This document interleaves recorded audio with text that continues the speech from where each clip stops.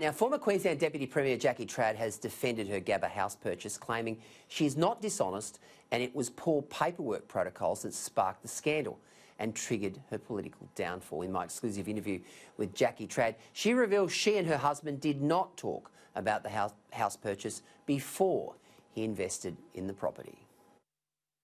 Why did you not update your registry of interest? Well, hi Peter, and thank you for having me on the show. Peter, this was an oversight.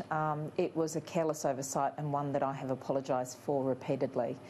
I do think it's important to put some facts back on the record. I did try and get them up last year during Estimates Committee, but I think it's important to get these facts back on the record.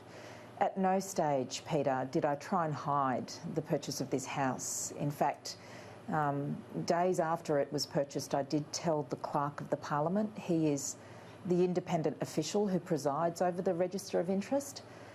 So I did verbally inform him, as I did another matter, and I did provide information to him electronically. It was just outside the required time to inform him, but I did follow it up once I realised that the final form that needed signing hadn't been completed. So I think it's really important, and this is what the CCC concluded, that there was no dishonesty in my actions. It was inadvertent, it was a mistake, and again, I've apologised for that. So are you saying, Jackie, that the paperwork was given to the registrar? Peter, I verbally informed the registrar of the purchase of this house. I also provided all of the information to update my Register of Interest, but there is a form that required signing. It was that form that I hadn't signed that was provided quite late, so all up, I was about 6 weeks late in my declaration. But I do want to stress to people, and stress to you, perhaps one of my most harshest critics in Queensland, that this was not deliberate. This was an oversight. I had advised the clerk, and that's something that he confirmed at Estimates last year, that the details that I had put in the public domain were in fact correct, correlate with his recollection. So all up, yes, I was late, and I am not trying to make excuses for that. I was late in the paperwork, but at no stage did I try and hide this. And why are you saying it now? Well, Peter, I did say it last year. I said it at Estimates Committee. I think that it was a really good human interest story, and I just don't think these facts got through. But the facts of the matter is the house was purchased. I verbally advised the Clerk of the Parliament. I provided information. It was just outside the period of time, and I've apologised for that. But at the end of the day, I wasn't trying to deliberately hide this purchase. It was something that I view my integrity incredibly seriously, and as I said, information was provided. I've apologised for it being provided outside the time frame, but you know, and I've copped the consequences of that, Peter. And people at the time, Jackie, blamed your husband. I mean, how did he feel about this entire mess, I guess? Yeah, and I think it's important to clear up some things that I said that were potentially misconstrued. You know, my husband bought this house. He did so, and he told me after the fact. I'm not claiming that he hid this from me for 6 weeks. That is not what I'm claiming.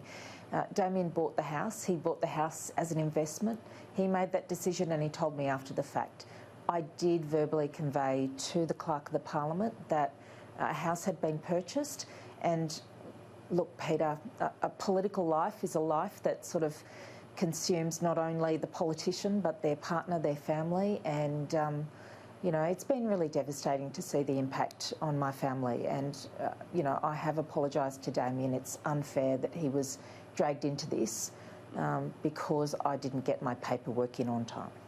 Well, politics is a brutal game, as you know, and it does have an impact on family. And you had your one of your sons at a press conference when you sort of basically resigned from cabinet. I mean, the toll on the family, I mean, has it been pretty significant?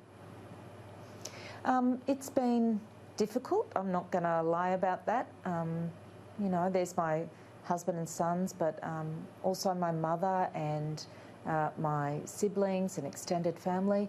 We are a close-knit family, as a lot of migrant families are. And whilst they have, you know, quite often it's harder on them because they're not in the political fray and understand the toing and froing. But I do have to say this, Peter, families are the foundation. They are so important for people who step out in public life. But even if you're not in public life, families are so important, and I have really, really appreciated and valued not just my husband and my son's support, but also that of my extended family, of course. Now, the CCC probe into the Gabba house purchase resulted in some fresh laws that are now actually going through Parliament this week. They're being colloquially called the trad laws. Do you think that they are appropriate, and do you think that they are timely based on what you've just said to me about the way in which you conducted yourself during this? And of course, it's designed to ensure that MPs properly and adequately update their pecuniary of interest register. Well, Peter, they are a result of the CCC submission and obviously their assessment of my matter. There is absolutely, I think, a place for the deliberate and intentional and dishonest lack of updating pecuniary interests. So they are laws that are being debated in Parliament this week, and we'll see how they go. But of course, it's the position of the government that should ministers intentionally or deliberately withhold information, then there should be consequences. Of course, in my matter, what the CCC did find is that there was no dishonesty and there was no corruption.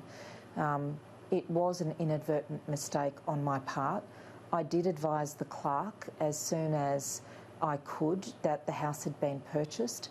What I failed to do was sign the final form and get that into the clerk on time.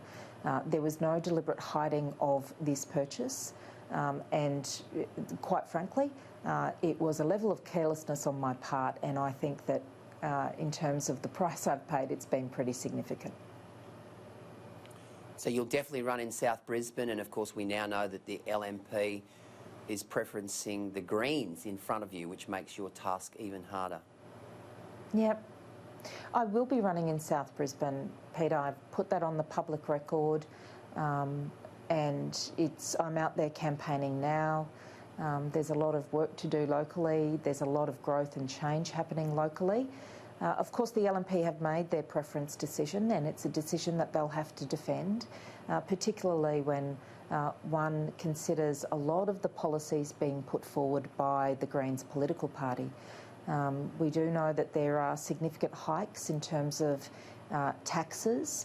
We do know that there is a significant expenditure on a number of areas within the economy that the Greens political party are putting forward. So really the question for the Leader of the Opposition is whether or not she comes to rely upon the support of the Greens to make up a minority government. What parts of the policies will she be putting forward? The tax hikes, the increased public expenditure in areas that I think that traditionally the LNP have been resistant around. These are all really big questions. So it's the Greens political party has put forward a big taxing, big spending policy agenda, and the LNP have got to explain whether or not they're going to support that if they come to rely upon the support of the Greens in exchange for their preferences. And not just in my seat, Peter, but the Leader of the Opposition has made it clear that she's keen to see this sort of preference arrangement in another 6 to 7 seats. If the government is re-elected and you are re-elected, do you expect that you might return to Cabinet? Well, ultimately, that will be a question for the Premier, and that will be a question for our caucus room. My job, ultimately, today and for the next 5 months, is making sure that I am out there talking to the people of South Brisbane and asking them to put their faith in me once again to represent their interests in the Queensland Parliament. South Brisbane is going to be a hotly contested seat. It has been for a number of elections now, and I'll put my track record forward and keep campaigning to win over the support of the people of South Brisbane. Do you think Labor can win on October 31? Absolutely. I think that the way that the Premier and the Health Minister, now the Deputy Premier, have managed the coronavirus, and when you see what's happened in other jurisdictions, not only in Australia but overseas, we are head and shoulders above any other jurisdiction. We took action early. We were the only jurisdiction in Australia to declare a public health emergency in late January. We stocked up on critical health supplies and we closed our borders quite quickly. So all of those things really did, they were crucial and they really did matter when it came to making sure that we contained the spread of the coronavirus in Queensland. Now, the big task is the economic recovery, Peter, as you well know. That's why a lot of the initiatives that I put in place earlier this year around small business support, significant concessional loans, payroll tax relief, payroll tax refunds, land tax refunds, all of those initiatives are really supporting the private sector at this time while they re-establish themselves within the economy. I've been particularly critical of your comments that you made before the last federal election that miners should re-skill. I think it had a pretty adverse impact on Bill Shorten's vote, particularly in central Queensland. Do you regret those comments? Well, Peter, I think those comments are taken out of context, and I think that looking at Scott Morrison's big agenda for the labour force restructure within Australia, front and centre on his agenda is skills and skilling the nation. I do think we always have to have skills on the agenda, but one thing I do know, Queensland is a minerals-rich state and we will always have a strong mining economy within Queensland, and I'm very proud of the significant investments we made in the Northwest Minerals Province. These are new economy minerals that we're going to need for all of the renewable energy as well as mobile phones, a lot of the technological equipment that we all use each and every day. These rich earth minerals we have in abundance, and we've made the critical investment in the infrastructure as well as in the exploration for that area so that we can continue to have a strong mining sector within Queensland. There's no doubt that that skills and reskilling is critical for the Australian workforce and the Queensland workforce. We've introduced free TAFE, for example, Peter, and that's going to be critical for young people wanting to upskill and enter the workforce or reskill, and that happens each and every day, and Labor supports it. And just finally, what do you say to your detractors who now say that you're an electoral liability for Labor going into this election? Well, this is politics and there'll always be mudslung and people will have a view. But at the end of the day, I have to get out there and I have to win the seat of South Brisbane. I'm the underdog in this. Of course, the Greens and the LNP have teamed up against me in South Brisbane. So my job is to get out there and to fight for my seat, and that's what I'm going to do. But this is politics, Peter, and people will comment and they'll say a whole range of things, but you just have to get through that and do what is really important, and what's really important is actually talking to everyday Queenslanders as opposed to just participating in the political bubble that seems to exist in politics.